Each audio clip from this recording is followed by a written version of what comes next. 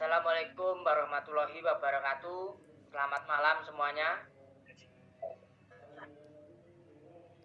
Waalaikumsalam warahmatullahi wabarakatuh. Waalaikumsalam. Malam, Mas.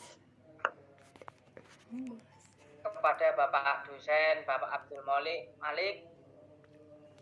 saya beserta teman-teman dari kelompok 9 izin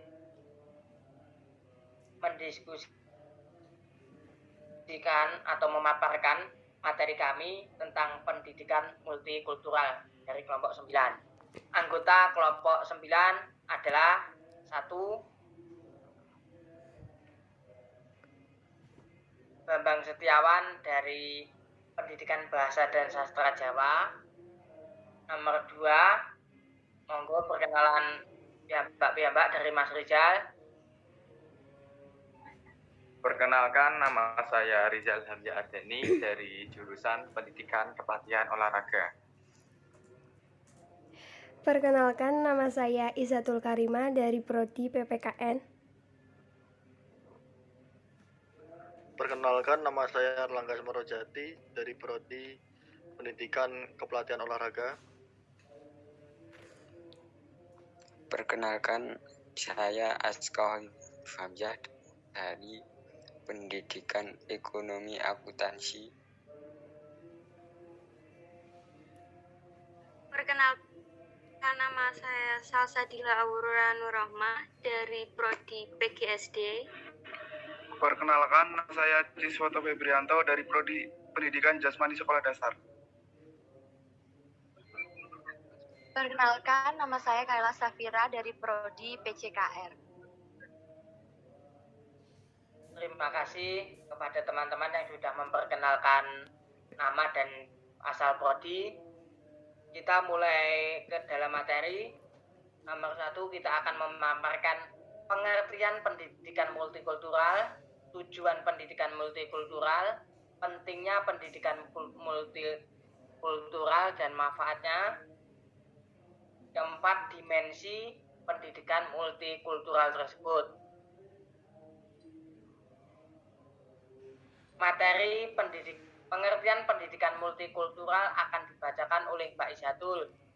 Waktu dan tempat saya persilahkan kepada Pak Izatul. Pengertian pendidikan multikultural.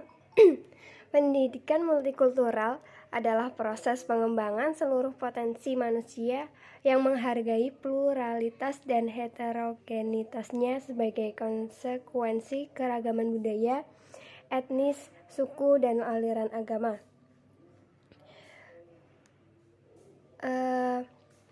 Pendidikan multikultural menekankan sebuah filosofi pluralisme budaya ke dalam sistem pendidikan yang didasarkan pada prinsip-prinsip persamaan, saling menghormati dan menerima, serta memahami dan adanya komitmen moral untuk sebuah keadilan sosial.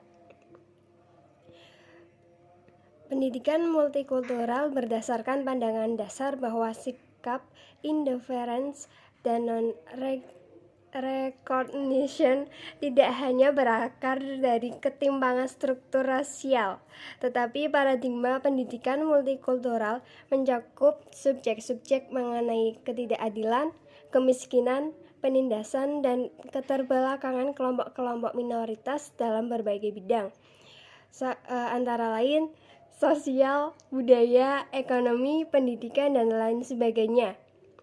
Pendidikan ini termasuk pendidikan yang penting untuk diterapkan sejak dini pada anak-anak agar mereka bisa tumbuh menjadi generasi yang toleransi terhadap keberagaman. Mungkin cukup itu pengertian pendidikan multikultural. Yang nomor 2, mengenai tujuan pendidikan multikultural tersebut akan dibacakan oleh Mas Erlangga. Waktu dan tempat saya persilakan kepada Mas Erlangga. Tujuan pendidikan multikultural. Tujuan utama dari pendidikan multikultural adalah untuk menanamkan sikap simpatik, respect, apresiasi, dan empati terhadap penganut agama dan budaya yang berada. Berat. Tujuan utama dari pendidikan multikultural adalah menanamkan sikap respek, apresiasi, dan empati terhadap penganut agama dan budaya. Pendidikan multikultural bertujuan untuk memfasilitasi pengalaman belajar yang memungkinkan peserta didik mencapai potensi maksimal sebagai pelajar dan sebagai yang aktif dan memiliki kepekaan sosial tinggi di tingkat lokal, nasional, dan global, serta mewujudkan sebuah bangsa yang kuat, maju, adil, dan makmur, dan sejahtera tanpa perbedaan etnik, ras, agama, dan budaya, dengan semangat membangun kekuatan di seluruh sektor sehingga tercapai kemakmuran bersama, memiliki harga diri yang tinggi, dan dihargai bangsa lain. Terima kasih. Ya, terima kasih kepada Mas Erlangga yang sudah memaparkan materinya. Materi selanjutnya yaitu pentingnya pendidikan multikultural akan dibacakan oleh Mas Aska Kolis. Waktu dan tempat saya persilakan.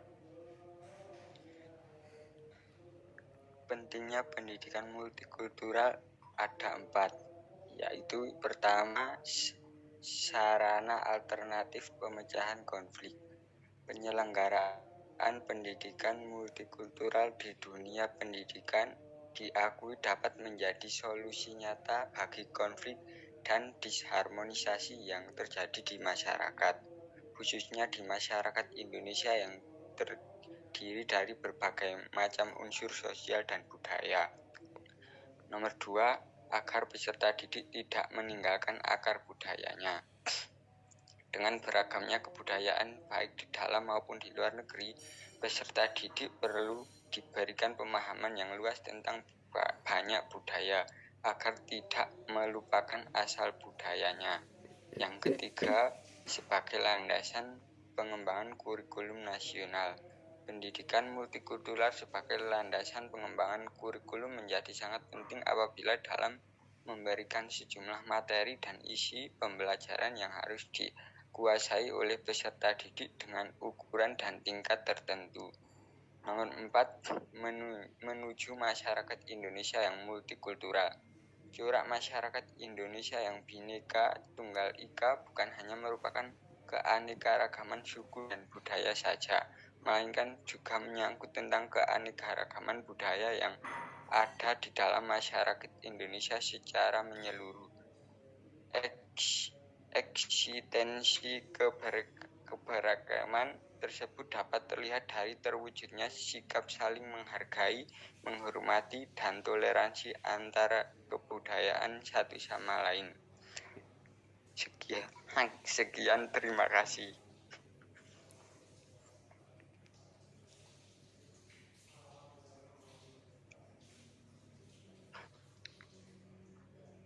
Sudah, Mas.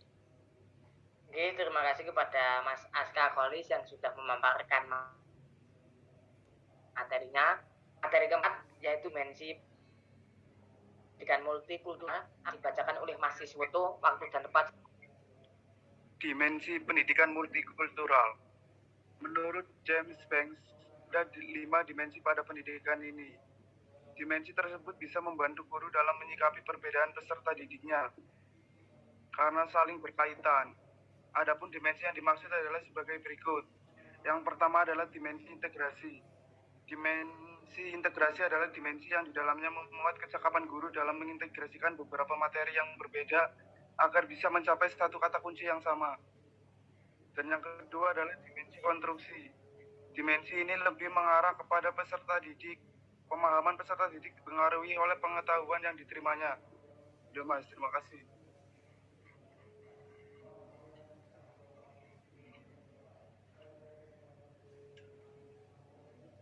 Monggo dilanjut. Selanjutnya. Yang ketiga, dimensi pengurangan prasangka. Dimensi ini merupakan dimensi yang melibatkan peran guru dalam menghilangkan berbagai prasangka akan suatu ras, agama, maupun etnis. Artinya, Guru harus bisa membentuk perilaku positif peserta didiknya saat menghadapi heterogenitas di sekolah. Yang keempat yaitu dimensi pendidikan yang sama. Dimensi yang dapat diwujudkan dengan seringnya guru mengembangkan kerjasama antar peserta didiknya.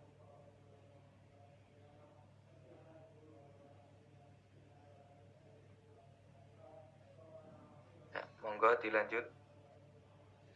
Yang kelima, dimensi pemberdayaan budaya sekolah dan struktur sosial.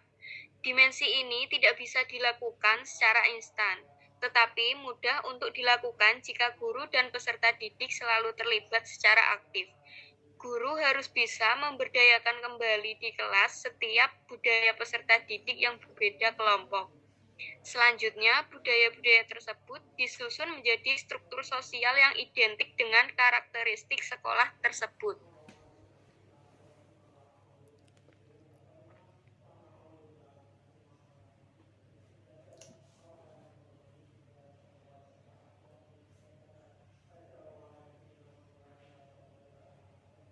Sudah, Mbak Salsa? Sudah. Ya, terima kasih kepada teman-teman semua yang sudah memaparkan materi masing-masing. Sekian dan terima kasih. Kalau ada kesalahan dari kami tentang pemaparan materi dari kami kurang atau kurang berkenan di hati Bapak, Ibu guru semua, saya mohon maaf sebagai moderator. Terima kasih. Wassalamualaikum warahmatullahi wabarakatuh. Waalaikumsalam warahmatullahi wabarakatuh.